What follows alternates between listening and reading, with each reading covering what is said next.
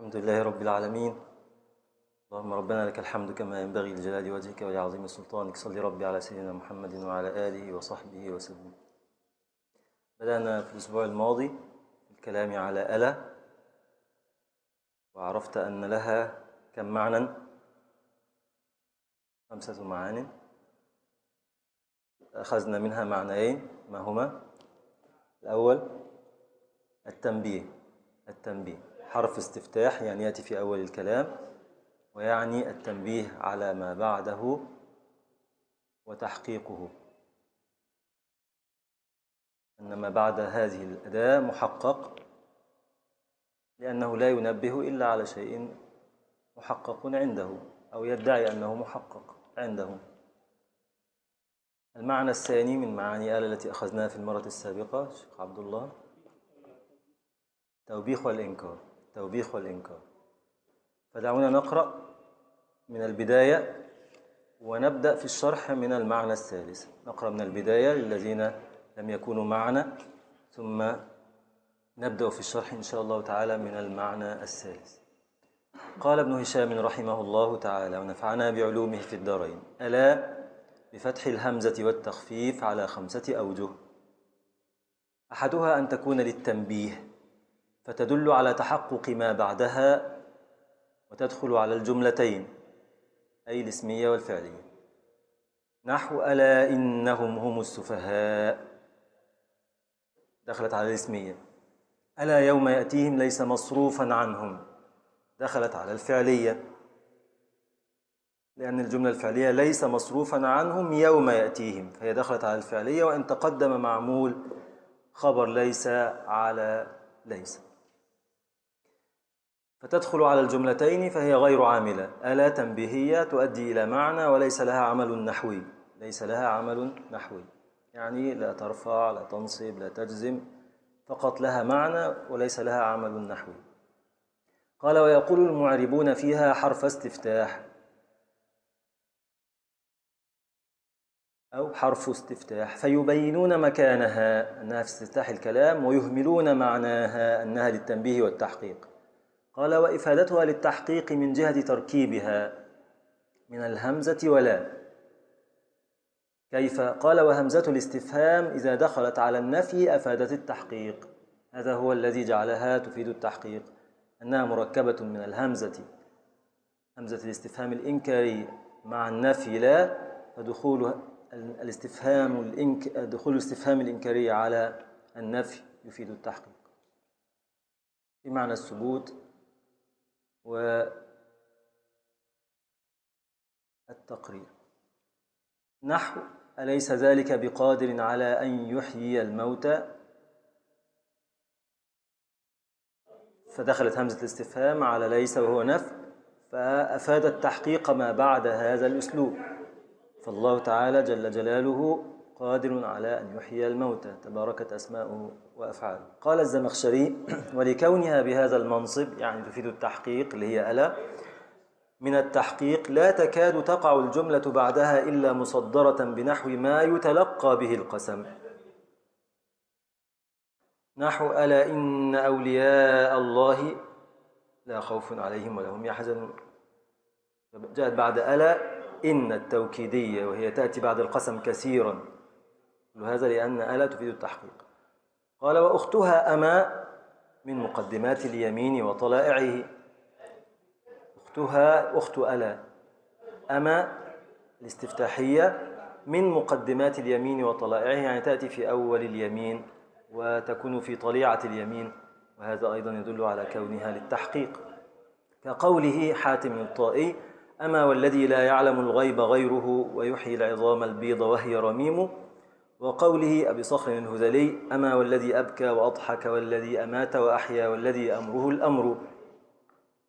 هذا هو المعنى الأول. قال: والثاني التوبيخ والإنكار، كقوله: ألا طعان ألا فرسان عادية أو غادية أو غادية أو عادية إلا تجشؤكم حول التنانير، أو إلا تجشؤكم بالنصب حول التنانير، يعني ينكر عليهم أنهم لا فرسان لهم يعدون على الأعداء ولا يطعنون فيهم، فقط يجلسون حول التنانير الأفران ليأكلوا ويشبعوا ويتجشؤوا، ولا روسية لهم. وقوله المجهول ألا الرعواء لمن ولت شبيبته وآذنت بمشيب بعده هرم.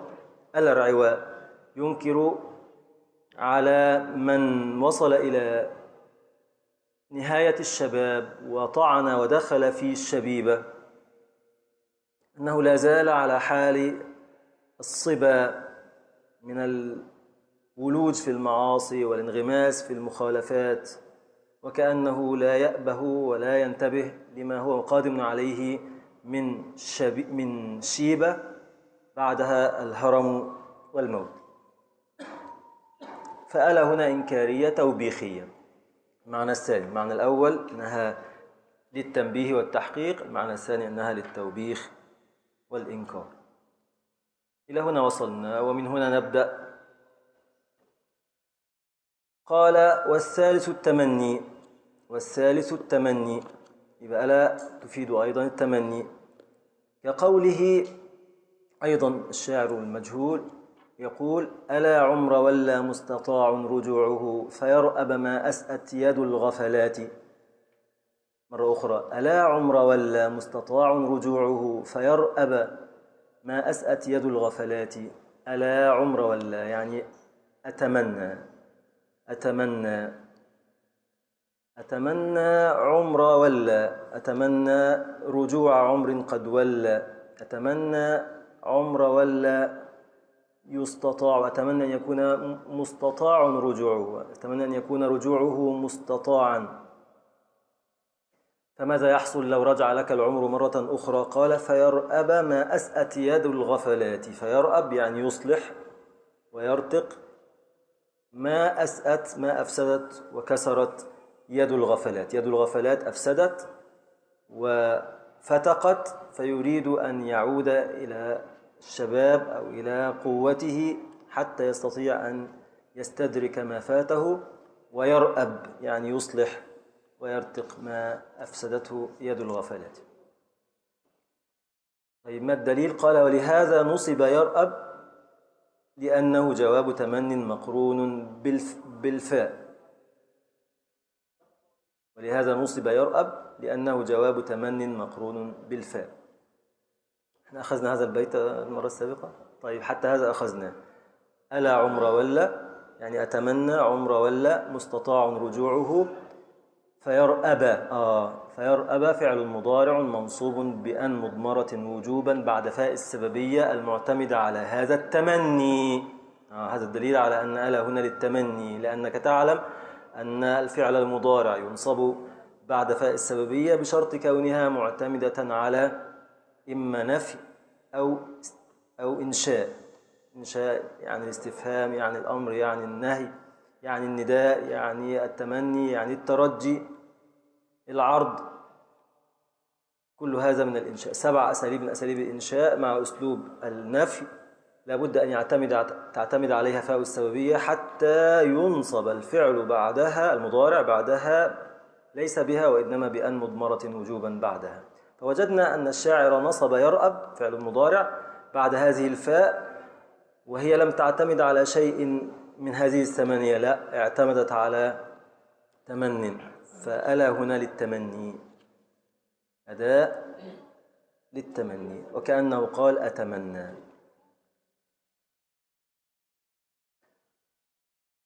انتهينا إلى هنا في المرة السابقة في الحقيقة. المعنى الرابع الاستفهام عن النفي. الاستفهام عن النفي. قال كقوله قيس بن الملوح ألا اصطبار لسلمى أم لها جلد إذن ألاقي الذي لاقاه أمثالي. ألا اصطبار لسلمى أم لها جلد إذن ألاقي الذي لاقاه أمثالي. هذا البيت مر قبل ذلك في الكلام على الهمزة أو الألف.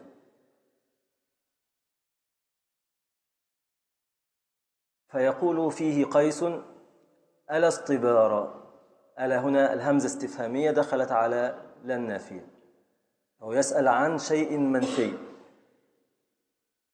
لو رفعنا هذه الهمزة وضعنا هل فنستطيع أن نصوغ هذا البيت بأن نقول أو يقول الشاعر: هل لا اصطبار لسلمى، هل ليس هناك اصطبار لسلمى، أم لها جلد، أم لها اصطبار وتحمل. ألا اصطبار لسلمى يعني هي لا تصطبر عن الفراق وتقبل الوصال، أم لها جلد يعني صبر وجلد يمنعانها من أن تصلني وأن تقبل وصالي. إذا فعلت ذلك وكانت جلدة يعني تأبى الوصال، فماذا سيحدث له لقيس؟ إذن ألاقي الذي لاقاه أمثالي، سأموت غيظا وكمدا كما فعل بغيري ممن ضاع أمله مع محبوبه. ثاني: ألا اصطبار. ألا الهمزة هنا الاستفهام عن أسلوب منفي. لا اصطبار لسلمى، لا اصطبار، لا تحمل لها فتقبل الوصال، لا اصطبار لها عن السكوت عن الوصال فتقبل الوصال، أم لها جلد تحمل فتصمد أمام دواعي الهوى. لو فعلت ذلك وتجلدت إذن ألاقي الذي لاقاه أمثالي. طيب، قال: وفي هذا البيت رد على من أنكر وجود هذا القسم وهو الشلوبين. وفي هذا البيت رد على من أنكر وجود هذا القسم وهو الشلوبين رحمه الله، لأن ألا هنا ليست للتنبيه بدليل. ما الدليل أنها ليست للتنبيه؟ لو ادعى الشلوبين كأنه لم يقف على هذا البيت أو نسيه، لكن سنتخيل أننا عرضنا عليه هذا البيت، فسيمر هذا البيت على ذهن الشلوبين رحمه الله في المعاني التي يعرفها من ألا. فلو ادعى أو ظن أن هذه الأداة إنما هي هنا للتنبيه، فهل سيقبل ولا لا يقبل؟ لا يقبل. لماذا؟ لأنه صار هناك تردد. أحسنت، لأنه ليس هناك شيء محقق. قد عرفت أن ألا للتنبيه تفيد التحقيق، وهنا ليس الكلام على شيء محقق، وإنما هو يتردد كما يقول أخونا: اصطبار لسلمى أم لها جلد. هو نفسه لا يعرف، فلا بالتأكيد ليس هذا تحقيقا. طيب، هل هذا توبيخ أو إنكار؟ المعنى الثاني يوبخ ماذا؟ ما هو معنيان متضادان أو حتى متناقضان، فلا يتصور أن يكون هناك توبيخ أو إنكار، لأن هناك معنيين متضادين فلا يتوجه إلى المعنيين. طيب، المعنى الثالث التمني، نفس الشيء، لا يتصور التمني تمني شيئين متضادين، لا يفيد شيئا. وكذلك المعنى الآتي إن شاء الله الخامس وهو الأخير، وهو العرض والحض أو الحث، لا يقبل أيضا. سيأتي المعنى الأخير الخامس أنها تكون للحض برفق، وهو ما يسمى بالعرض، فأيضا لا يتصور هنا لأن هناك معنيين متضادين. فهل هو يطلب كلا الأمرين؟ أبدا. فهو فعلا كما قال النحاة خلافا للشلوبين أن ألا هنا تكون للاستفهام عن هذا الشيء المنفي.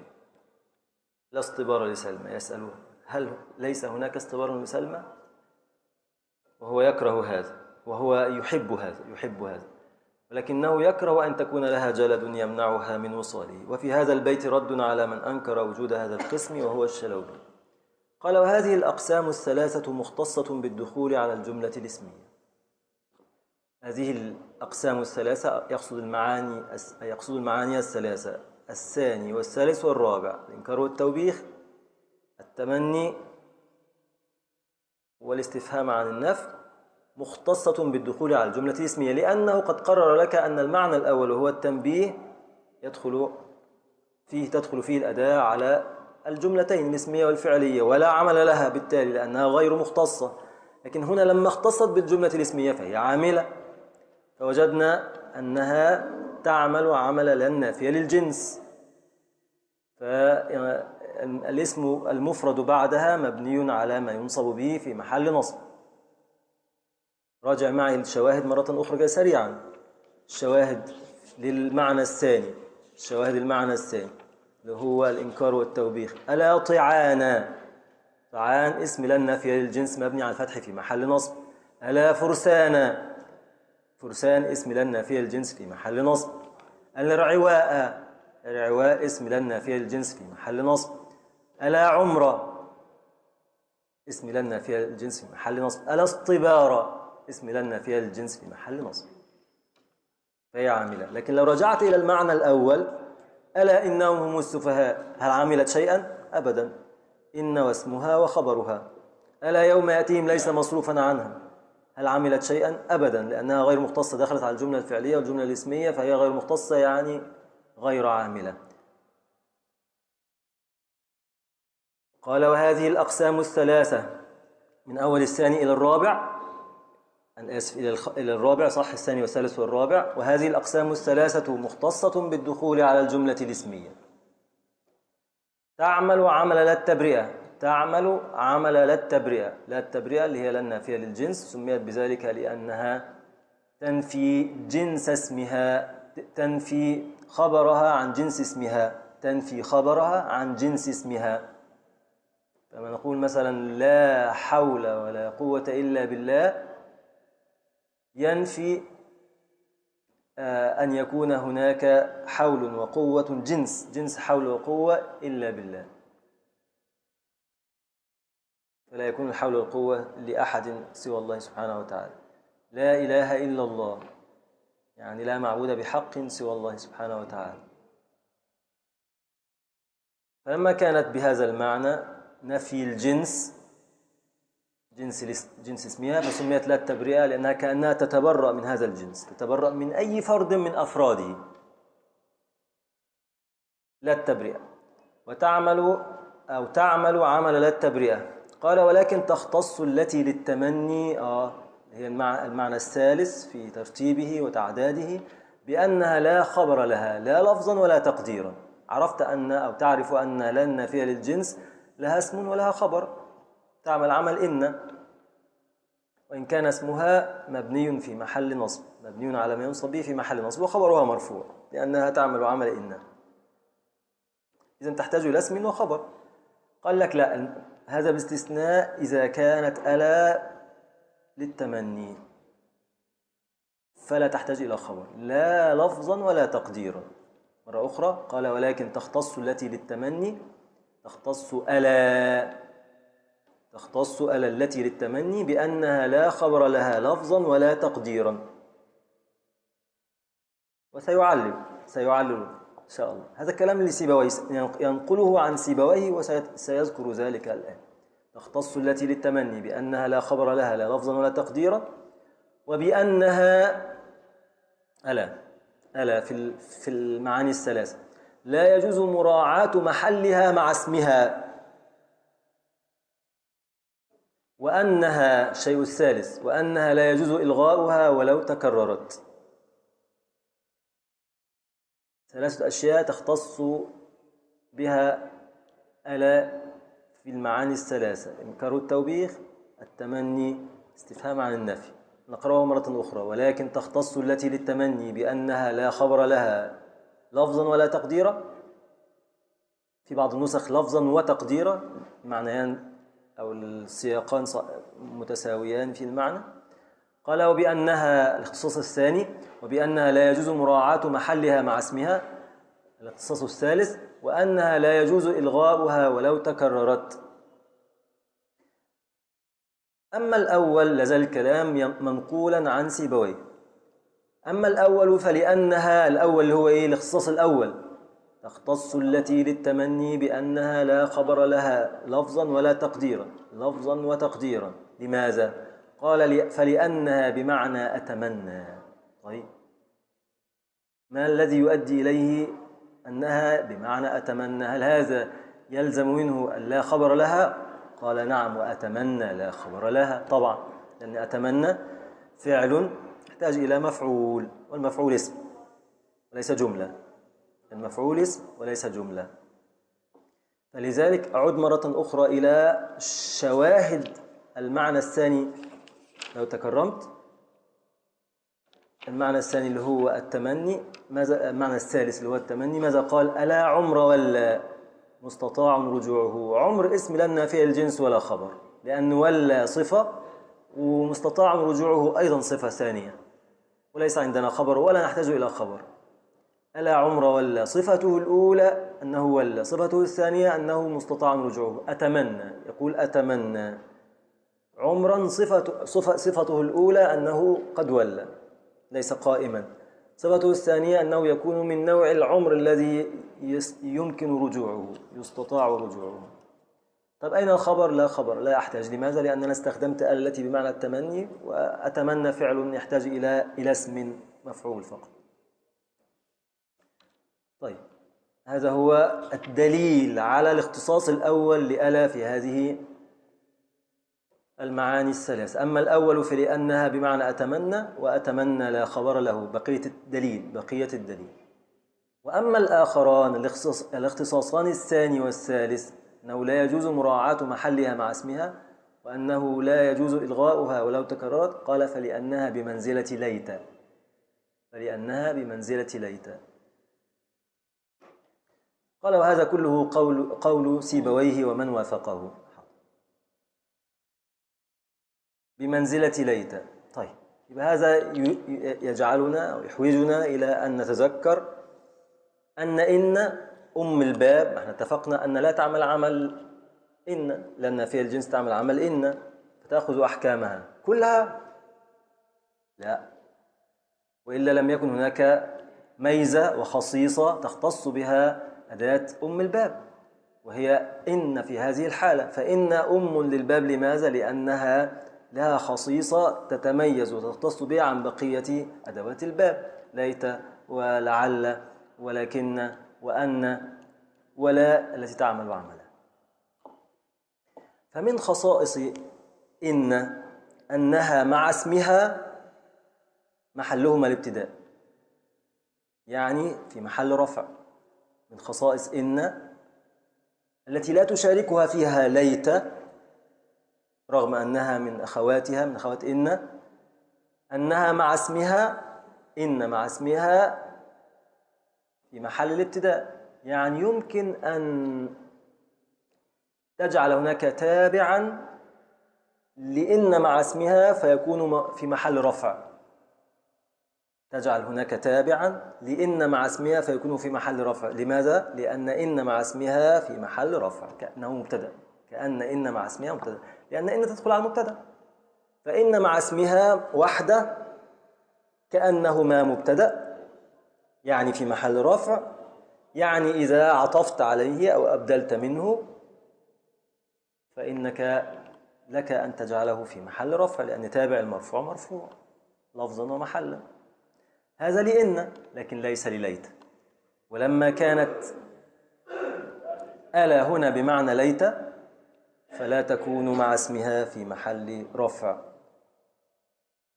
فلا يجوز مراعاة محلها مع اسمها، فلا يجوز مراعاة محلها مع اسمها.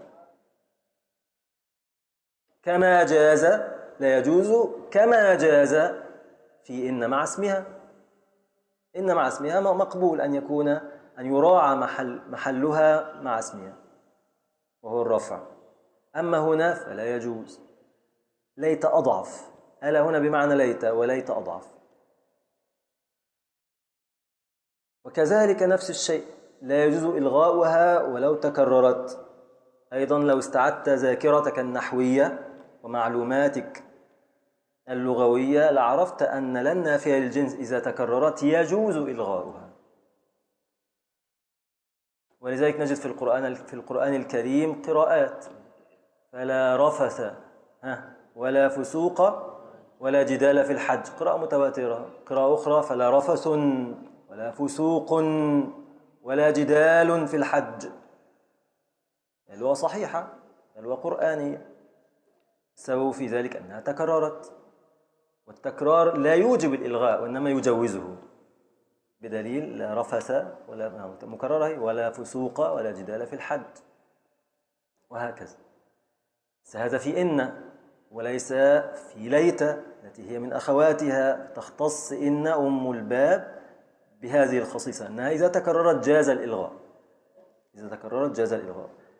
حتى إذا لم تتكرر، إذا اعتبرنا أن لا هذه ليست نافية للجنس وليست للتبرئة فتكون نافية للوحدة، فيجوز إلغاؤها ولا تكون من أخوات إن إذا كانت نافية للوحدة وليست للجنس.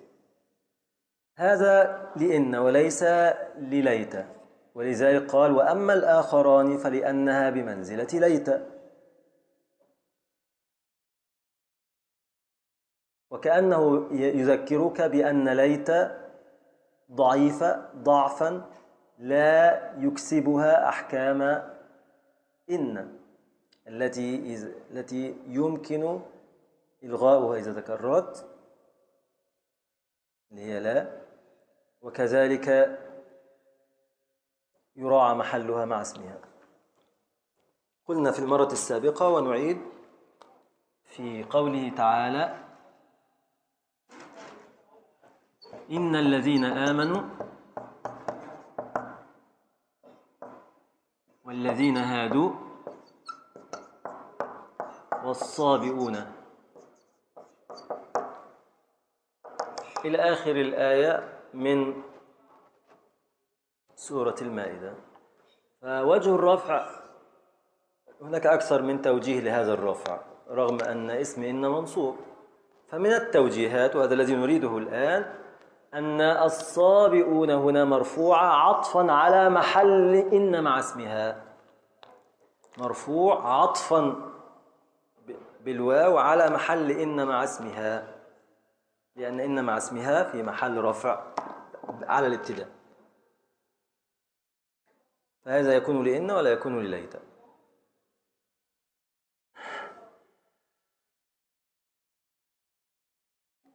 لذلك مثلا تقول ألا طعاما، ألا طعاما، ألا طعاما، أتمنى طعاما، ألا طعاما، أتمنى طعاما. شخص جوعان يقول ألا طعاما، اسم لا النافية للجنس مبني على الفتح في محل نصب ولا يحتاج إلى خبر كما اتفقنا. فإذا عطفت عليه ألا طعام وماء، ولا تقول وماء، لأنه لا يكون مع اسمه في محل، أو هذه اللا أو هذه الألا لا تكون مع اسمها في محل رفع. فإذا عطفت أو أبدلت فلا تراعي المحل، لا تراعي المحل كما راعينا هنا. لما راعينا محل إن مع اسمها رفع السياق العزيز. تقول ألا طعاما، أتمنى طعاما، ولا تحتاج إلى خبر. فإذا أبدلت أو عطفت أو أتيت بتابع في النهاية تراعي النصب ولا تراعي المحل. لا تقول ألا طعام وماء مثلا أو وراحة مثلا، إنما تراعي اللفظ فتقول ألا طعام وماء مثلا يعني. طيب، أي سؤال إلى هنا؟ تفضل اسأل.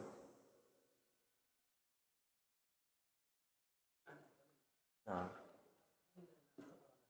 صح، أتمنى لا خبر له، يعني أتمنى بينصب اسما يعني مفعول، يعني ينصب مفعولا واحدا يعني، ولا ينصب جملة، يعني لا ينصب مثلا تعرف أن هناك أفعالا تنصب مفعولين أصلهما المبتدأ والخبر، يعني جملة. أتمنى ليس من هذا الباب، أتمنى لا تنصب مفعولين أصلهما المبتدأ والخبر، إنما أتمنى لها مفعول واحد. صحيح، أتمنى ضربك، مفعول واحد بس.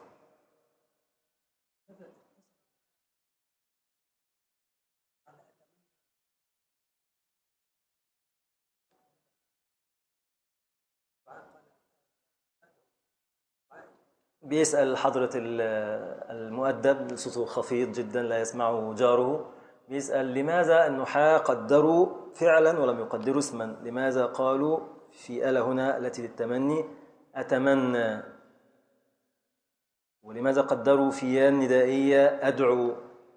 لماذا لم يقولوا دعائي؟ لماذا لم يقولوا تمني أو أمنيتي مثلا؟ الإجابة لأن العمل الفعل أكثر بكثير من عمل الاسم. لما وجدوا المنادى معمولا يعني ظهر فيه عمل، ووجدوا اسم ما بعد آلة التي للتمني فيها عمل، قالوا طيب معمول يبقى لابد من عامل. طيب عمل الاسم أكثر ولا عمل الفعل أكثر؟ الفعل. خلاص وصلتم إلى المراد أيها النحاة البررة. نعم تفضل. في الآية قرأت بعضهم. ارفع صوتك.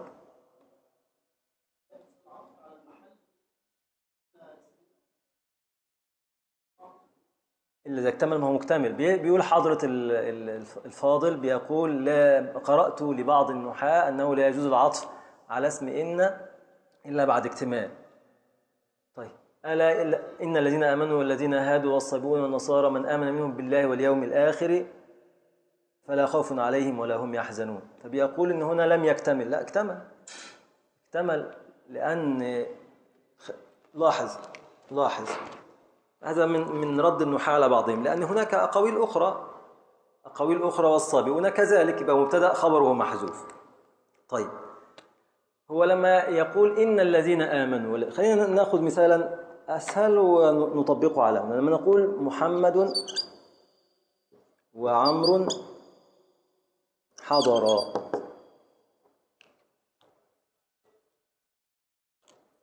طيب محمد ما إعرابه سيد خالد؟ مبتدأ. أين خبره؟ يلا. طيب إذا كمل ولا لم يكمل؟ قبل أن نعرج على عمرو الذهن تلقائيا يبحث عن ما يتم به المعنى، يبحث عن الخبر. حضر ماله محمد؟ أول ما طرق أذنك حاستك، أو إذا كنت تقرأ أول ما طرق عينك المبتدأ، تلقائيا تبحث عن الخبر، بحيث أنك لو عطفت لا تنشغل بذلك، متشوق ومتشوف إلى الخبر، فكأنه غير موجود مؤقتا لأنها موجود لابد لا نهمله، ولكن ما دام قد طرحنا مبتدأ لابد أو مسندا إليه لابد من المسند. محكوما عليه طرحنا محكوما عليه لابد من الحكم. فجئت واعترضتني بهذه التابع الذي هو في النهاية فضلة. التابع ده فضلة يعني ليس أساسيا في الجملة، فسأجعله مؤقتا كأنه غير موجود وأبحث عن الخبر، فهو في حكم غير الموجود مؤقتا. فيا أيها النحاة الذين تعترضون على هذا الإعراب، لا، إعراب سليم وجيد وممتاز. السبب أننا دائما نبحث عن ما يتم به المعنى، لأن النحو معني بالكلام المفيد، ولا يسمى كلاما عند النحاة إلا وهو مفيد، ولا يفيد ركن بغير ركنه الثاني، فكأنه موجود. ونؤجل هذه الحواشي والفضليات والفواضل نؤجلها إلى أن يتم المعنى، فكأن الخبر موجود كأن الخبر موجود وحاضر والكلام تام. وإلا كيف تعطف؟ ما معنى العطف؟ معنى العطف يعني تكرار العامل، وكأنه قال إن الذين آمنوا من آمن منهم بالله واليوم الآخر فلهم أجرهم. إن الذين هادوا من آمن منهم بالله واليوم الآخر فلهم أجرهم. إن الصابئين من آمن بالله واليوم الآخر فلهم أجرهم. إن النصارى من آمن بالله واليوم الآخر فلهم أجرهم. محمد وعمر حضر، يبقى محمد حضر وعمر حضر. وممكن نستخدم الأسلوبين، محمد حضر وعمر كذلك، محمد وعمر حضر، استخدم ما شئت. طيب، أي سؤال آخر؟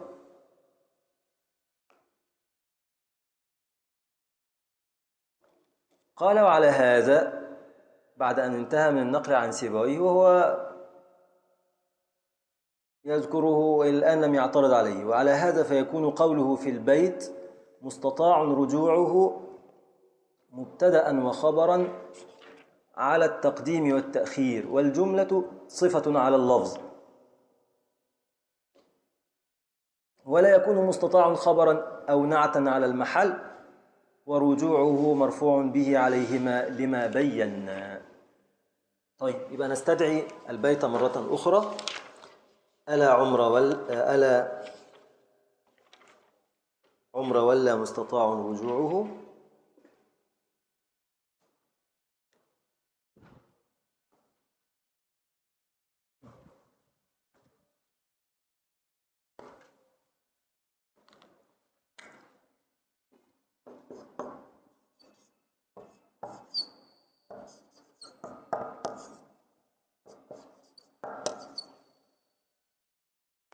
هناك لما أعربنا قلنا أن ألا للتمني، وعمر اسمها مبني على الفتح في محل نصب ولا تحتاج إلى خبر، لأن ألا بمعنى أتمنى. ولا جملة فعلية في محل نصب صفة لعمر.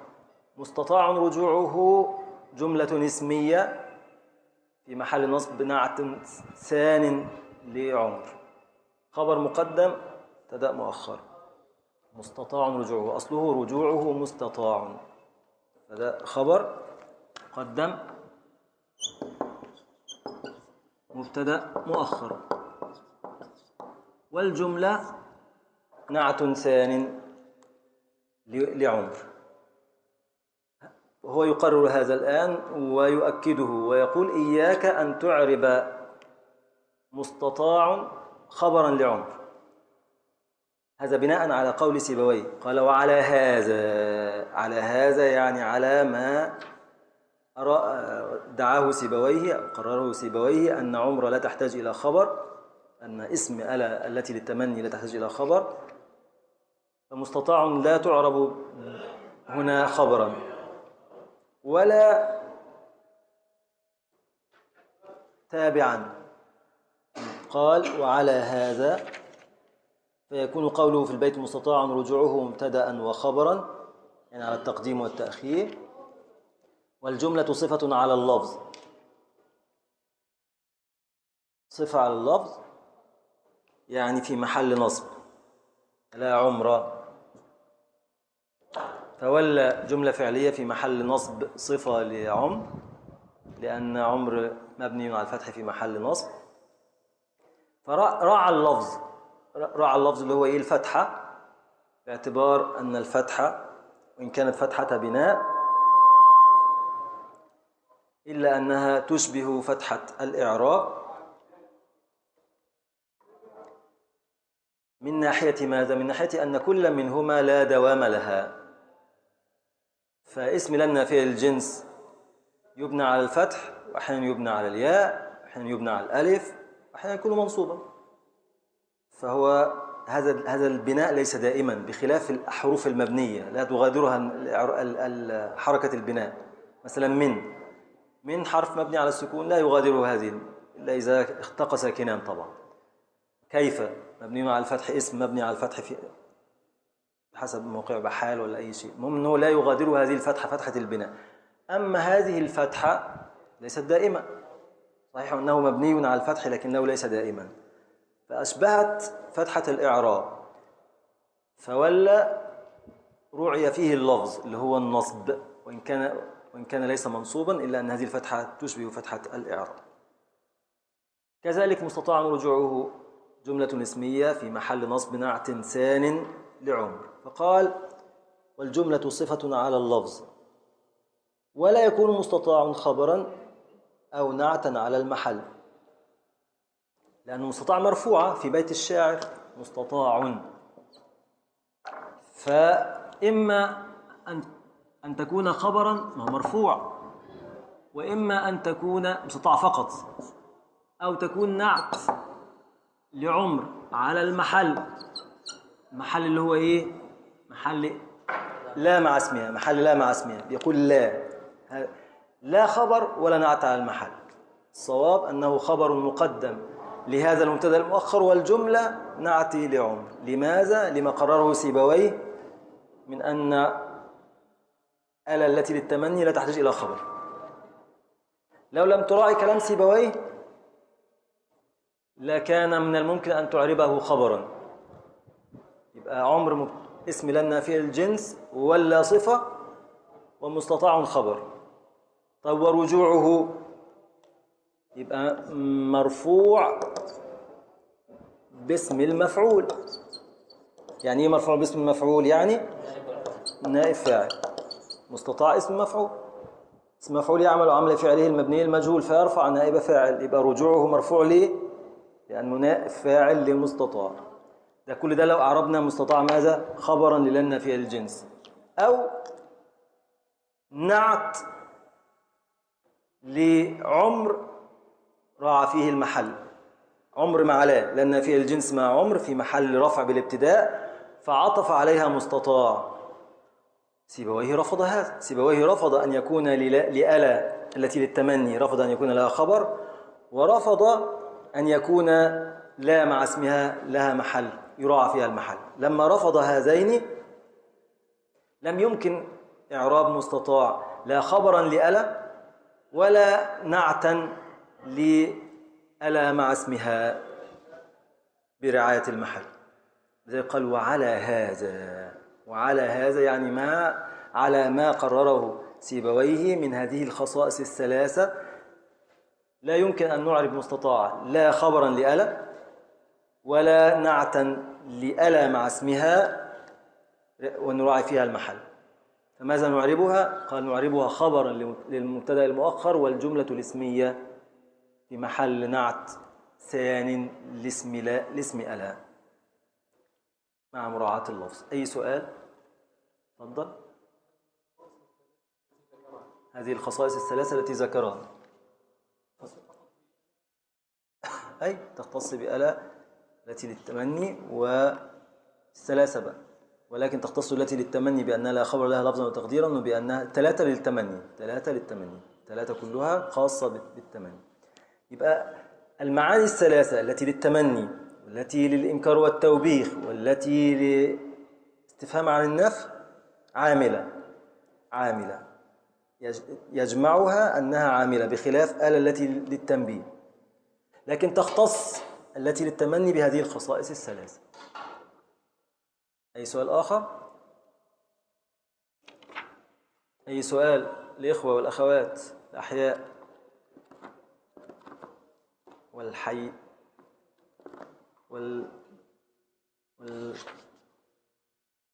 والأخوات. والخامس العرض.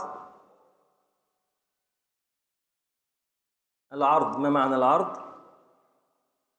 العرض الطلب برفق. والخامس العرض والتحضيض.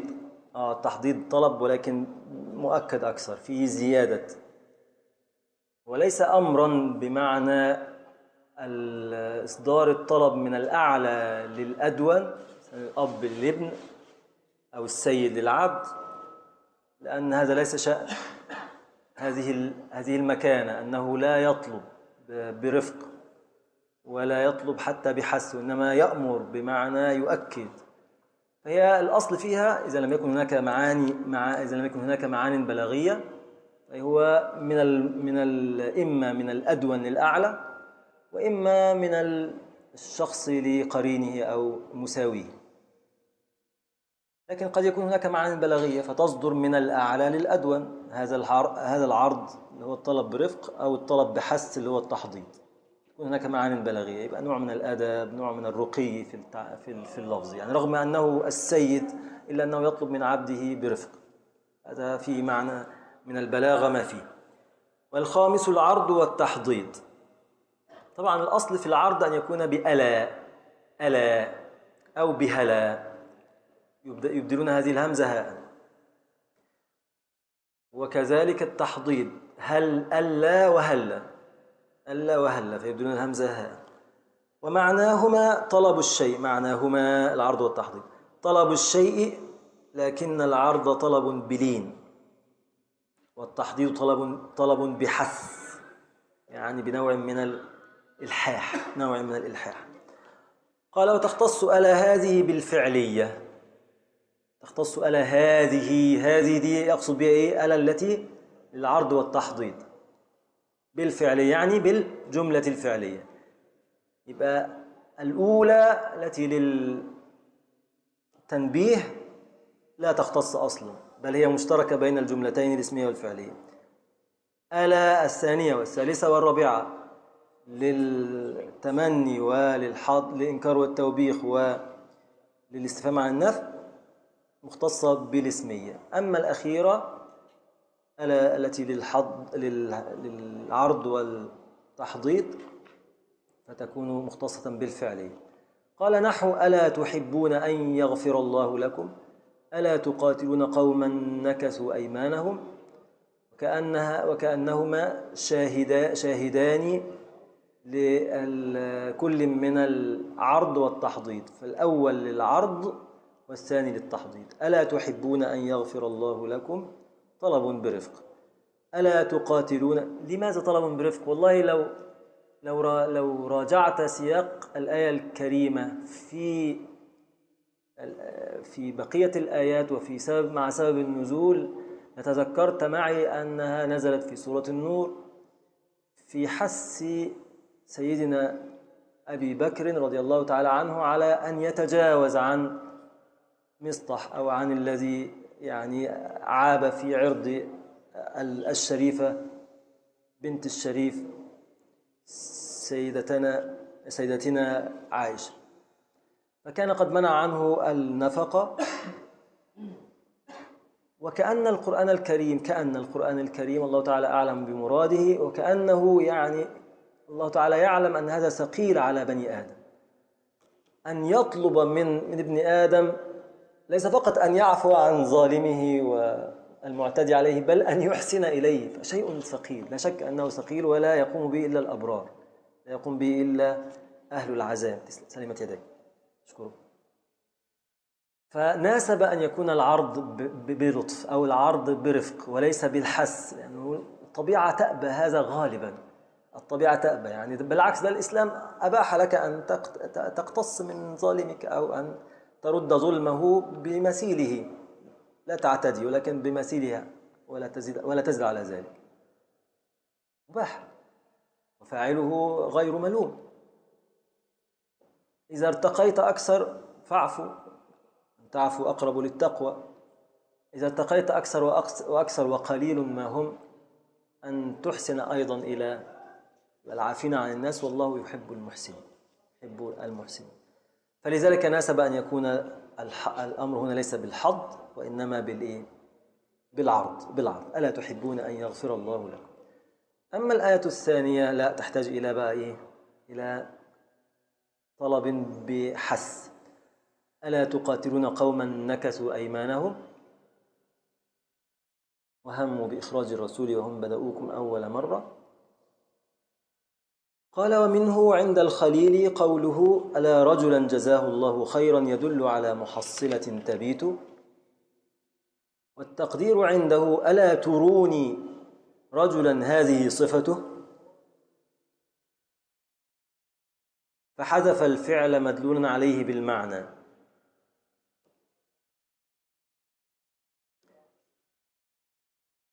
وزعم بعضهم أنه محذوف على شريطة التفسير، أي ألا جزى الله رجلا جزاه خيرا، وألا على هذا للتنبيه.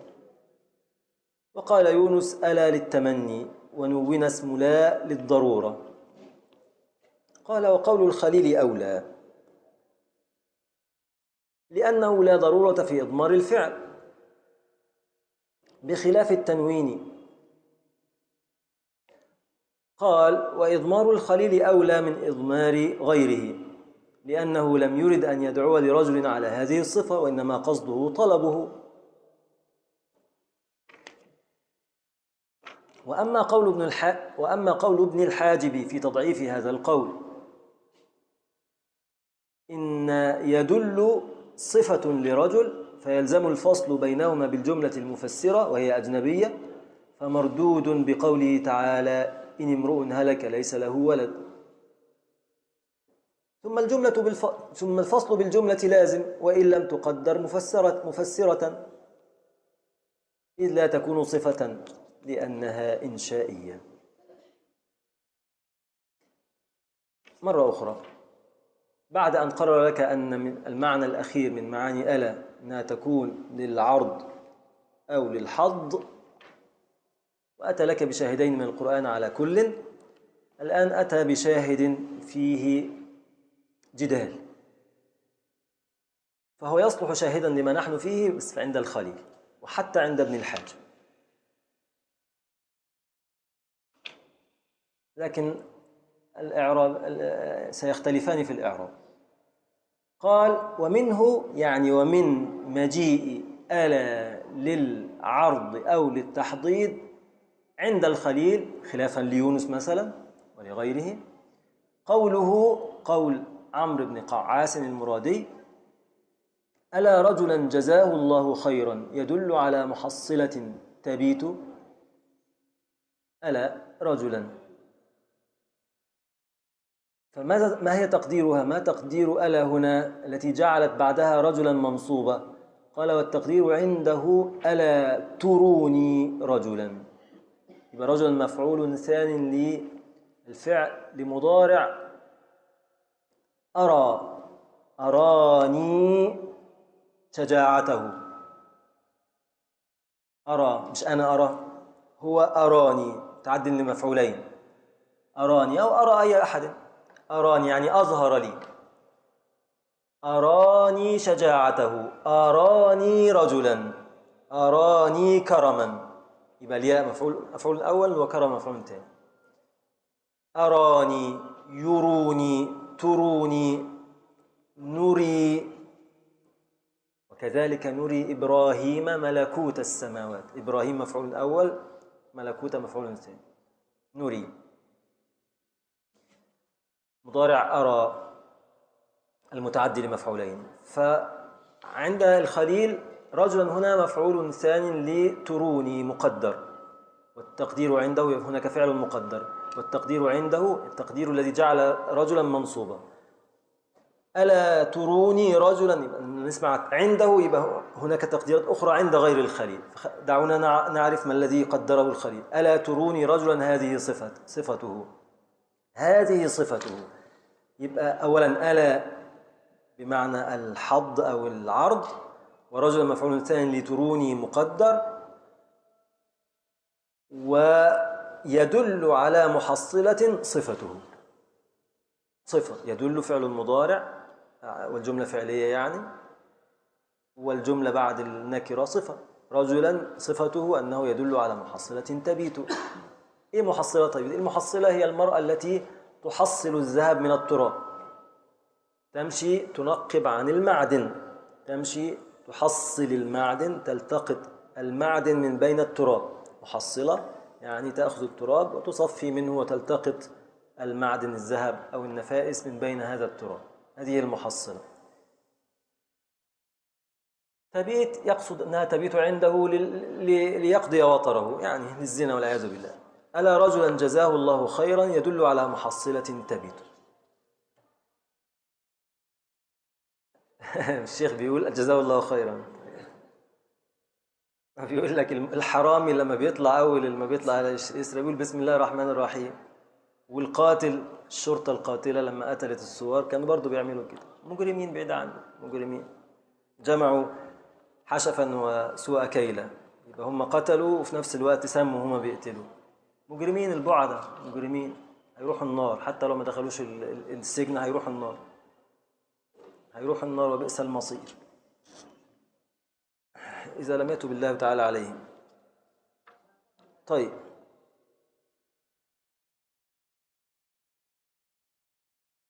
فبيقول لي جزاه الله خيرا، يعني ازاي يعني يجمع بين هذا وهذا؟ الواحد مرتبط بالله سبحانه وتعالى حتى وهو آثم، فطرته كده، فطرة الإنسان أنه مفطور على معرفة الله سبحانه وتعالى. وهو متعود على لسانه كده بيقول لك أنت اسمك إيه؟ يقول له اسمه إيه؟ اسمي عماد إن شاء الله. ما هو إيه إن شاء الله؟ إيه اللي دخل إن شاء الله في اسمك؟ ما هو أنت اسمك عماد، وقد شاء سبحانه وتعالى خلاص. متعود كده، هو متعود يقول جزاك الله خيرا، هرانا جزاك الله خيرا، هران. طيب،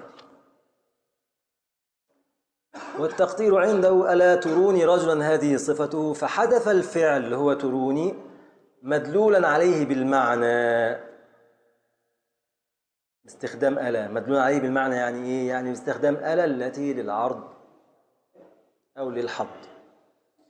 طيب تعالوا لنرى غيره ماذا قال. وزعم بعضهم أنه محذوف، أنه فعل محذوف مش تروني فعل آخر، أنه أي أن هناك فعلا محذوفا على شريطة التفسير، يعني في تقدير آخر. أي ما هو التقدير؟ أي ألا جزى الله رجلا جزاه خيرا. يبقى الفعل المحذوف عند هذا البعض الذي لم يسمه هو جزى الله، وليس تروني. جزى الله رجلا، يبقى رجلا ماذا؟ مفعول لفعل محذوف تقديره جزى، جزى الله رجلا جزاه خيرا. إيه الدليل يا هذا البعض؟ يعني كأن سائلا سأل ما الدليل على هذا التقدير الذي قدرته؟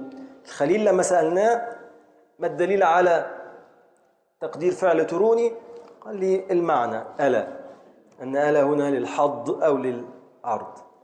البعض لما قال إن المقدر هو جزى قال والله المذكور، الدليل على أن جزى هي المقدرة المذكور، جزاه الله خيرا. فجزاه الله خيرا جملة فعلية تفسيرية للفعل المحذوف، ولذلك التقدير ألا جزى الله رجلا جزاه خيرا. يبقى المذكور دليل على المحذوف أو المقدر. وزعم بعضهم، بس هذا سيرد، لذلك قال زعم سيرد عليه الآن. وزعم بعضهم أنه محذوف، أن الفعل المقدر محذوف على شريطة التفسير، يعني مفسر أو مفسرا بما ذكر، أي ألا جزى الله رجلا جزاه خيرا. طيب وألا هنا للعرض؟ قال لا، ألا على هذا يعني على هذا التقدير الأخير اللي هي أنه للتفسير، محذوف للتفسير أو مقدر للتفسير، للتنبيه. لماذا بقى؟ لماذا لما كان المقدر مفسر للموجود لم نقل إن ألا هنا للعرض أو للحظ، وقلنا إنها للتنبيه؟ دخولي على الجملة الفعلية، هي بتدخل على الجملة، هي آلة التي للحظ تدخل على الجملة الفعلية. ما آلة التي للحظ والحس والعرض بتدخل على الجملة الفعلية. ألا تروني احنا قلنا انها مختصة بالجملة الفعلية، ما هو ما قالش جملة اسمية، ده قال جملة فعلية. اتفضلي. لأن ليس فيها معنى التحقيق. فيه معنى التحقيق، فيه معنى التحقيق. هو في الحقيقة الإجابة، عايز تقول حاجة؟ يعني هو ليس تحقيق لكن جزاه الله خير. هذا جملة الدعاء كأنه متحقق، كأنه متحقق. جزاه الجملة دعائية ليست محققة، جملة دعائية. جملة دعائية لا نستطيع أن نقول محقق، ده دعائية يعني أطلب، قد يستجيب الرب وقد لا يستجيب، لا نستطيع أن نقول أنها محققة. وإنما نقول إن ألا التي للحظ أو للحث أو للعرض لا تدخل على الإنشاء، لا تدخل على الإنشاء. جزى الله خيرا هذا إنشاء.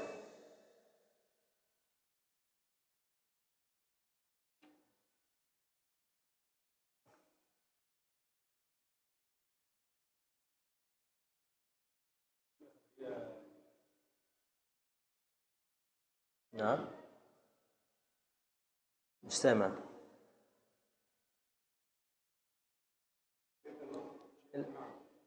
العرض، خلينا نضبط العبارة، أنا مش فاكر أنا قلت إيه. خلينا نقول إن أن لماذا ألا هنا ليست للعرض؟ لأن العرض لا يدخل على الإنشاء، العرض لا يدخل على الإنشاء. تفضل. من حيث يعني رعاية للمعنى وليس رعاية للمعنى. حيثية المعنى. طبعا المعنى. أنا حتى الآن لم أسمع ماذا قلت، نفس الكلام خلاص. تمام. أما كونها للتنبيه بقى يقول طيب وجزى الله خيرا، ده تحقيق، هو لما كان طامعا في الله سبحانه وتعالى فنزل منزلة التحقيق. لما كان طامعا فيما عند الله وأن الله تعالى يجيب سؤله ودعاءه، وهكذا أمرنا أن ندعو الله تعالى ونحن موقنون بالإجابة، فكأن الله تعالى يحقق هذا. طيب. وقال يونس، يبقى معنى قول الخليل أن ألا هنا للعرض وفيها الشاهد على ما نحن فيه، ويكون المقدر هو تروني، ويكون رجلا مفعولا ثانيا لهذا الفعل تروني، والجملة بعدها يدل على محصلة تبيت صفة للرجل. وزعم بعضهم أن ألا هنا للتنبيه وليست للعرض، وأن المقدر فعل تقديره جزا، فيكون مفسرا بالمذكور اللي هو جزاه الله خيرا. وقال يونس ألا للتمني، ليست للعرض ولا للتنبيه بل للتمني، يعني أتمنى رجلا. ألم نقل يا سيد يونس رحمك الله أن ألا، أنتم علمتونا ذلك أيها النحاة، أن ألا التي للتمني تعمل عمل لا نافية للجنس، فالاسم بعدها المفرد مبني وليس معربا، ليس منونا، مبني على الفتح في محل نصب. كان حقه الشاعر أن يقول ألا رجلا، ألا رجلا، لام مفتوحة وليست منونة، فرد على هذا وقال ونون اسم لا للضرورة. يبقى هو زعم وادعى أن ألا هنا للتمني، وحق الاسم بعدها أن يكون مبنيا ولكنه نون للضرورة. طيب، يبقى معنا 3 أقوال حتى الآن. قول للخليل أنها للعرض، والمقدر تروني، والجملة صفة. وقول لمجهول لم يسمه، قال زعم بعضهم، والمقدر عنده مفسر بالمذكور وهو جزى الله رجلا خيرا. ثم قول يونس وتكون ألا عند هذا البعض للتنبيه. والقول الأخير ليونس أنها رحمه الله أنها للتمني، وأن رجل منون للضرورة. الآن سيرجح ابن هشام قول الخليل وينتصر له. قال وقول الخليل أولى. لماذا؟ قال لأنه لا ضرورة في إضمار الفعل،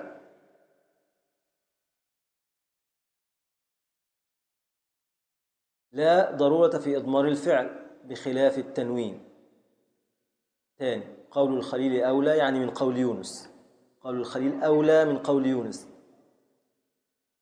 لماذا؟ قال لأنه لا ضرورة في إضمار الفعل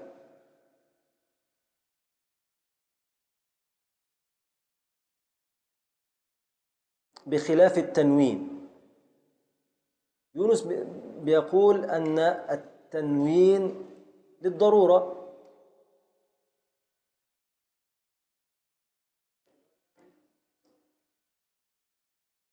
لا ضرورة في إضمار الفعل، يعني لا يعترض علي بأني ارتكبت ضرورة.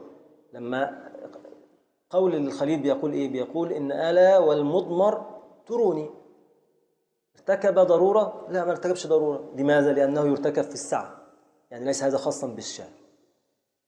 يبقى انتصار ابن هشام لقول الخليل على قول يونس أن قول يونس سيجعل الشاعر قد ارتكب هذا من أجل الشعر، ما هو له مندوحة أنه لا يحتاج إلى هذه الضرورة.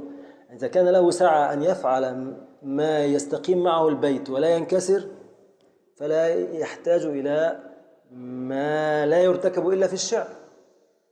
فسيرنا مع مذهب الخليل أرجح من سيرنا مع مذهب يونس، لأن مذهب يونس يجعلنا نرتكب ضرورات الشعر التي نحن في غنى عنها. فإذا مشينا مع مذهب الخليل فنحن نقدر شيئا ليس خاصا بالشعر، وإنما عام يرتكب في الشعر ويرتكب كمان في النثر في السعة، فهو أولى.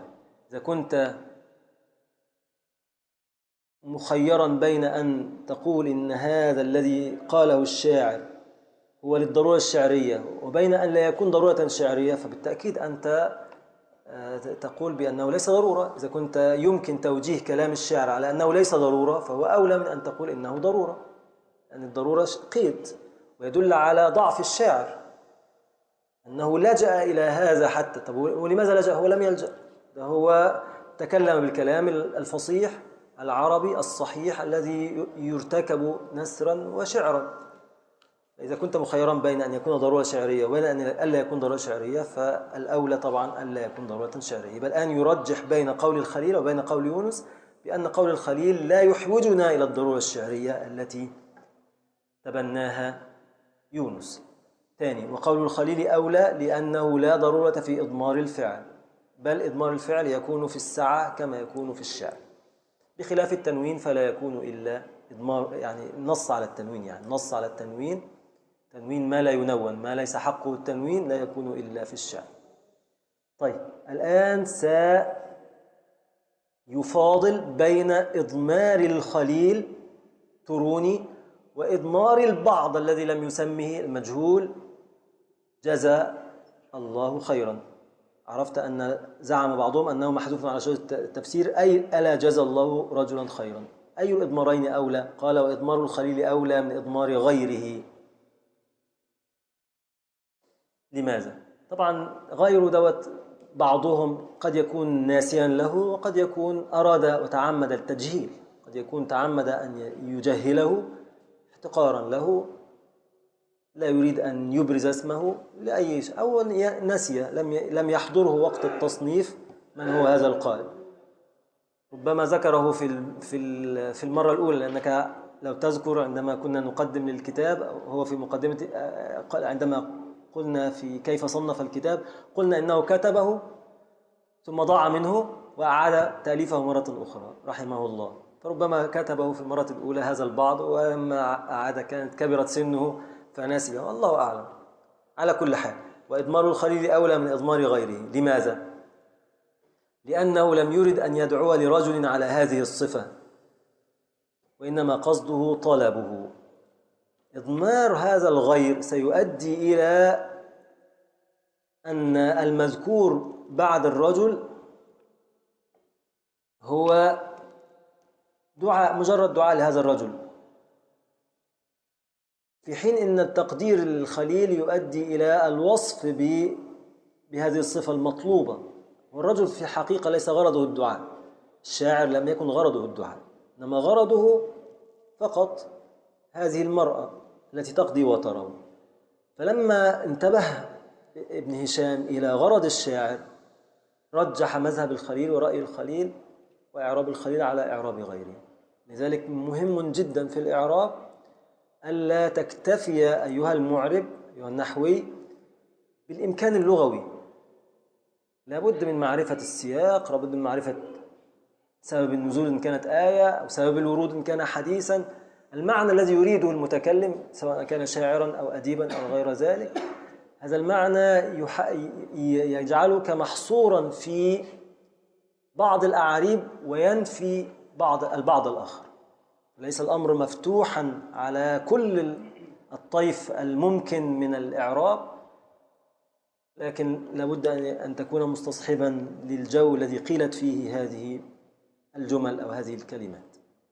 فقال بناء على معرفتنا بالمعنى الذي يريده الرجل الشاعر أقصد يعني، فإضمار الخليل أولى من إضمار غيره، لأنه لم يرد، لأنه ضمير يعود على مين؟ الشاعر، لأن الشاعر كأنه قال لأن الشاعر لم يرد أن يدعو لرجل على هذه الصفة. إضمار الغير ألا جزى الله رجلا خيرا يدل على، وكأن المعنى الذي يريده الشاعر على هذا الإضمار، وكأن المعنى القوي الذي يريده هو الدعاء للرجل، في حين أنه في الحقيقة جملة اعتراضية، جزاه الله خيرا جملة اعتراضية حتى غير مراد، دي مجرد جرت على اللسان، لكن المراد في الحقيقة هو أن يأتي برجل ليس صفته أنه مدعو له بالمجازاة بالخير، وإنما صفته أنه يدل على محصلة تبيت، لأنه لم يرد أن يدعو لرجل على هذه الصفة، وإنما قصده طلبه.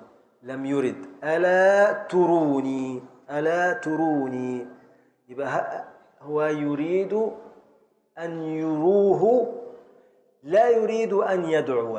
ألا تروني ولا ألا جزاء؟ لا، ألا تروني. لماذا؟ لأنه يريد هذا هذه الإراءة، هذا الإعلان، هذا الإحضار، هذه الدلالة. يريد من يدله على هذه المرأة.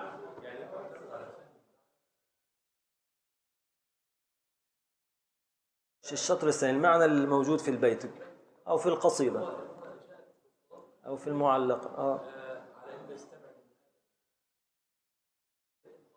مش التمني ده كلام يونس. هو الآن بيتكلم بين هل هي للتنبيه ولا هي للعرض، هل هي للتنبيه أو للعرض.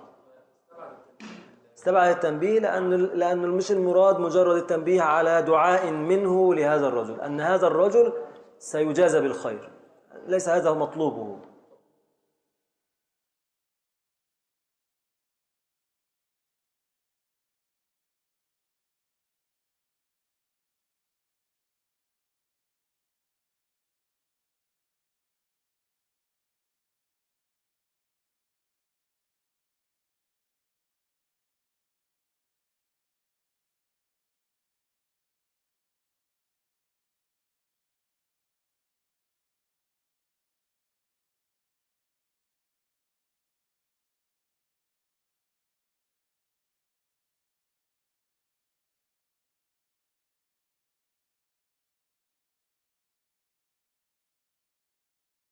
كونها اعتراض، مش ده مش قدمها، انت غلطان تاني، بتغلط تاني لانك مش هادي.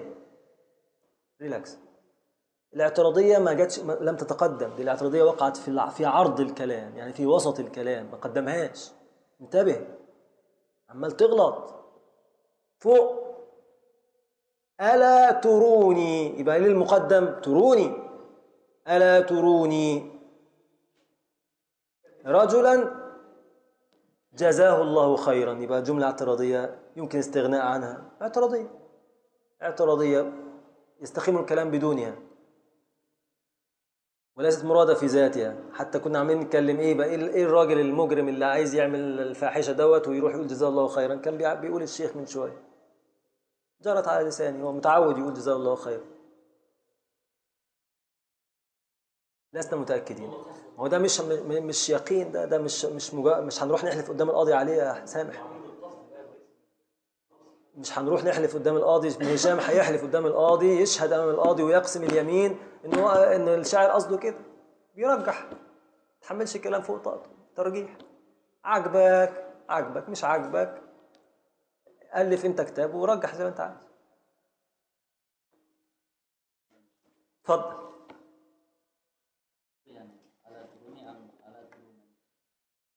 تروني وترونني واحد، فيها نون الوقاية، نحطها او نشيلها.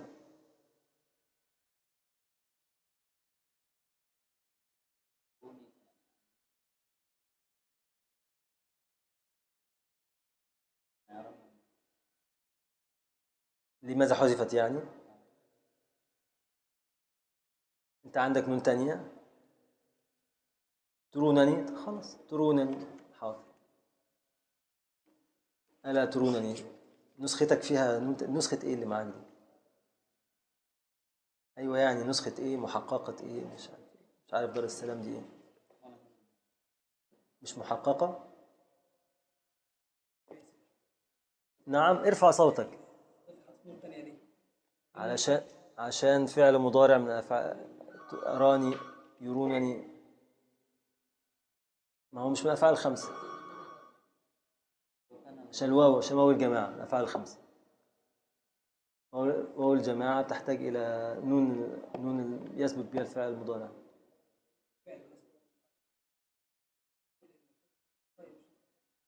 هو حذفت لي إيه سبب الحذف؟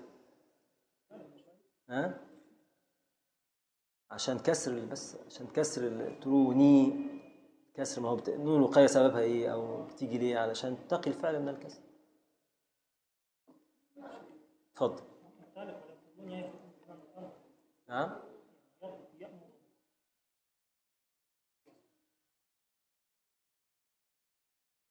فعل مضارع، ده فعل مضارع مش فعل أمر. خير إن شاء الله. حاضر، واحدة واحدة. حاضر يا ست أم إبراهيم. نعم. ممكن نقول لقول من قال بأن أداة في بيت التقدير، لو جعلنا مثلا التحقيق ليس منزل منزلة التحقيق، هي الحقيقة التحقيق، معنى أن يكون هذا التحقيق منصبا على أن هذا الرجل فعل موجود وهو يدل ليس للدعاء. بيقول الشيخ عبد الله نخلي آلة للتنبيه، والتحقيق يأتي من فين؟ من أن الرجل موجود. نعم. على قول هذا المنزع. أيوة، ما احنا بنرجح بس، مش يعني أنت بتنصر الآن ولا لا تنصر؟ بتنصر. خلاص، يبقى نشوف وجه النصر إيه. الدليل بيقول لأن الرجل موجود فعلا، هو مش موجود. هو مش موجود. المشكلة أنه غير موجود، ده هو يبحث عن هذا الرجل. يلا ست أم إبراهيم اتفضلي. النسخة دي اللي هي نسخة الحلبي، اللي هو مين محققها؟ ولا الشيخ محمد محي الدين عبد الحميد؟ عبد الله إسماعيل. طيب، شكرا لك. طيب، يبقى الآن رجح قول ابن هشام على يونس ودلل على هذا الترجيح، ثم رجح إضمار ابن هشام عن إضمار غيره ودلل على هذا الترجيح أيضا. والآن يقول: وأما قول ابن الحاجب في تضعيف هذا القول. هذا يعود إلى إيه بقى؟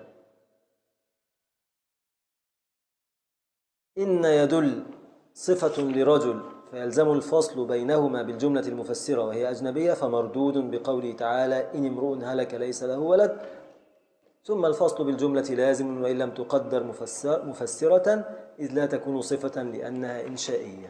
طيب، ابن الحاجب هنا بيضاعف أي الأقوال؟ قول الخليل أبدا. وأما قول ابن الحاجب في تضعيف هذا، اسم الإشارة يعود على إيه يا شباب؟ البعض، اللي هو تقدير البعض بجزاء. تقدير البعض بجزاء. والآن تاني السياق بيقول إيه؟ ابن هشام بيرجح قول الخليل وتقدير الخليل وإضمار الخليل على إضمار غيره، ودلل قال: وإضمار الخليل أولى من إضمار غيره. لماذا يا ابن هشام؟ لأنه لم يرد أن يدعو لرجل على هذه الصفة، وإنما قصده طلبه. خلاص؟ يبقى ده دليل ابن هشام على ترجيح إضمار الخليل على إضمار هذا البعض. طب إيه رأيك يا ابن هشام إن ابن الحاجب رحمه الله رجح أيضا إضمار الخليل، ولكن لدليل آخر؟ ابن الحاجب أيضا رجح إضمار الخليل ولكن لدليل آخر، وضعف إضمار غيره بدليل آخر. ما رأيك في هذا الدليل الذي استدل به ابن الحاجب؟ قال: لا، دليلي أنا هو الصواب، أما دليل ابن الحاجب خطأ. رغم أن ابن الحاجب يوافق ابن هشام في ترجيح إضمار الخليل على إضمار غيره، إلا أنهما يختلفان في الدليل. يلا نشوف. وأما قول ابن الحاجب في تضعيف هذا اسم إشارة للقريب، ما تنساش، يبقى بالكلام على آخر حاجة اللي هو إيه؟ إضمار غيره. آخر حاجة لإضمار غيره. يبقى ابن الحاجب يضعف إضمار الغير، يعني يوافق ابن هشام في الانتصار لإضمار الخليل على إضمار الغير، لكنهم يختلفان في الدليل. أما قول ابن الحاجب في تضعيف هذا القول اللي هو إضمار جزى الله خيرا، إن يدل على محصلة التبييت صفة لرجل، فيلزم يعني يلزم على قول هذا الغير وعلى إضمار هذا الغير يلزم الفصل بينهما بالجملة المفسرة وهي أجنبية. احنا عندنا قاعدة تقول أنه لا يجوز الفصل بين الصفة والموصوف بكلام أجنبي. فكلام هذا البعض وتقدير هذا البعض وإضمار هذا البعض يؤدي إلى الممنوع. يؤدي إلى الممنوع. هناك جملة تفسيرية فصلت بين يدل الصفة وبين الرجل الموصوف، وما يؤدي إلى الممنوع ممنوع. هذا هو دليل ابن الحاجب في تضعيف تقدير البعض. دليله على تضعيف تقدير البعض أنه يؤدي إلى الممنوع. ما هو الممنوع؟ أن الجملة لا يفصل بين الصفة والموصوف بجملة غريبة، بجملة غريبة، ومنها الجملة التفسيرية.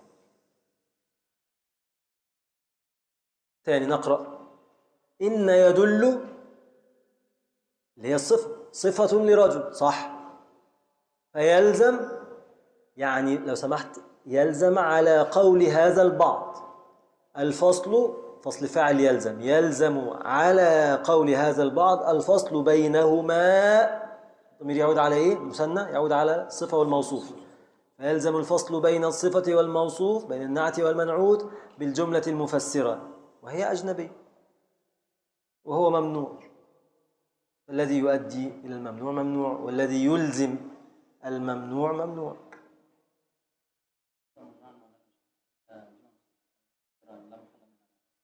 إيه علاقتنا لا محل من الإعراب بالمثال؟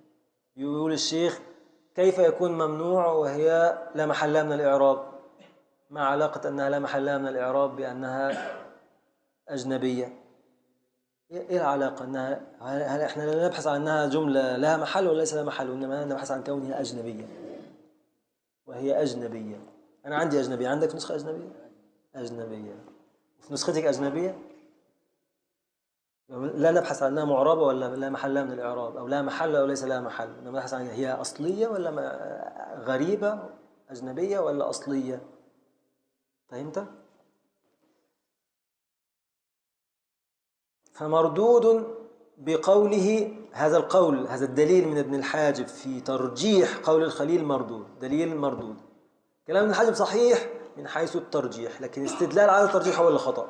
فمردود بقوله تعالى: إن امرؤ هلك ليس له ولد. امرؤ منعوت، ليس له ولد نعت، فصل بينهما بجملة تفسيرية وهي هلك.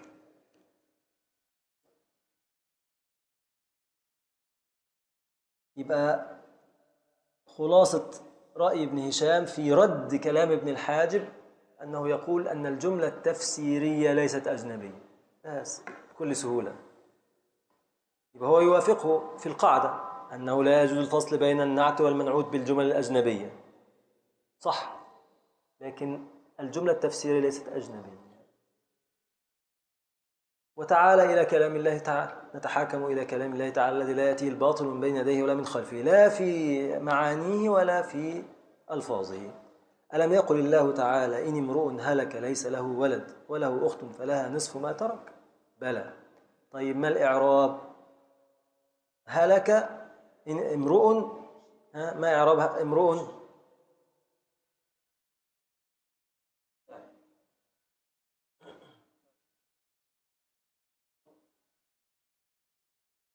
اهو بشاور انا كده، بشاور كده اهو.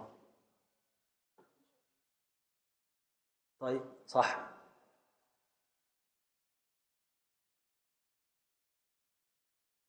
يبقى انت كوفي، يبقى حضرتك جاي من الكوفة، انت لسه واصل الطيارة من الكوفة دلوقتي. نقول ايه؟ فاعل، احسنت. يبقى انت كده جاي من البصره، يبقى طيارتك جاءت من البصره. يبقى إذا كنت كوفيا تقول امرؤ مبتدا. إذا كنت، وحتى الكوفيين بيقولوا مش بس إن بيجي بعد إن مبتدا، كمان بيقولوا إن ممكن يكون نكر. طيب، وإن كنت بصريا فتقول إنه فاعل لفعل محذوف، لفعل محذوف. والتقدير إن هلك امرؤ هلك. يبقى هلك دي تفسيرية ولا مش تفسيرية؟ تفسيرية. وهو اللي عليه الجمهور أن بعد إن الشرطية لابد أن يأتي فعل، فامرؤ فاعل لفعل محذوف تقديره هلك، فهلك المذكورة تفسير لهلك المقدرة، والتقدير إن هلك امرؤ هلك، إن هلك امرؤ هلك. ففصل التفسير بين النعت والمنعوت، بين المنعوت امرؤ وبين النعت ليس له ولد، مما يدل على جواز الفصل بالجملة التفسيرية بين النعت والمنعوت، وهذا ليس أجنبيا، هذا ليس أجنبيا. بس هذا خلاصة كلام ابن هشام في رد دليل، وليس رأي ابن حزم. رأي ابن حزم موافق رأي ابن هشام في أن كلام الخليل أولى من كلام البعض، لكن فقط في الدليل. ما الدليل؟ ابن هشام له دليل وابن حزم له دليل رفضه ابن هشام. لم يسكت، لم يكتفي بهذا في رد كلام ابن حزم، بل أضاف قال: ثم الفصل بالجملة لازم وإن لم تقدر مفسرة، إذ لا تكون صفة لأنها إنشائية. طب بلاش يا ابن الحاج، بلاش، حتى لو لم تكن مفسرة، حتى لو لم تكن جملة جزاه الله خيرا مفسرة، فأيضا ستكون فاصلة. ثم الفصل بالجملة لازم وإن لم تقدر مفسرة إذ لا تكون صفة لأنها إنشائية. جزاه الله خيرا دي جملة دعائية يعني إنشائية، ولا تكون صفة، يعني أنت هربت من كونها تفسيرية. طيب ما هي مش لا تكون أبدا صفة، فسيحصل الفصل، سيحصل الفصل، فلا مناص ولا مهرب من حصول هذا الفصل. مرة أخرى، الدليل الثاني لابن هشام على رد دليل ابن الحاجب أنه يقول له: حتى لو رددت علي وجادلتني وناظرتني بأن هذه الجملة ليست تفسيرية، قال له: حتى على هذا سيحصل الفصل، وبالتالي كلامك ينتقد، دليلك يسقط، لأنها ليست صفة، ليست صفة. ما الحل فيها؟ إذا لم تكن تفسيرية ستكون صفة؟ ليست صفة. لماذا ليست صفة؟ لأنها إنشائية، فهي فاصلة حائلة بين الصفة والموصوف، حائلة بين الصفة والموصوف. طيب كيف يا سيد ابن هشام تفصل بين الصفة والموصوف؟ قال: والله هذا شعر، والشعر يجوز ارتكاب فيه الضرورات، من ضمن الضرورات الفصل بين النعت والمنعوت. يبقى الممنوع من الفصل بين الصفة والموصوف يكون في السعة وليس في الشعر. يبقى الأول يقول له في رده بردين: الرد الأول بأن يجوز الفصل بالمفسرة، أصلا يجوز الفصل بالمفسرة بدليل آية سورة النساء. والرد الثاني أن ما يفعله ابن الحاجب لا يوصل إلى المطلوب، لأنه حتى لو رد بأنها ليست مفسرة حتى يخرج من هذه الورطة، سيدخل أيضا فيما هرب منه، وهي أنها لن تكون صفة، جملة جزاه الله خيرا لأنها إنشائية فلا تكون الجملة الإنشائية صفة، فسيحصل الفصل الذي يريد أن يهرب منه، فلا مفر. وإنما يقال إنه ارتكب ذلك للضرورة، وانتهى الأمر على هذا الحد. في أي سؤال؟ الحمد لله وصلى الله على سيدنا محمد. نلتقي الأسبوع القادم إن شاء الله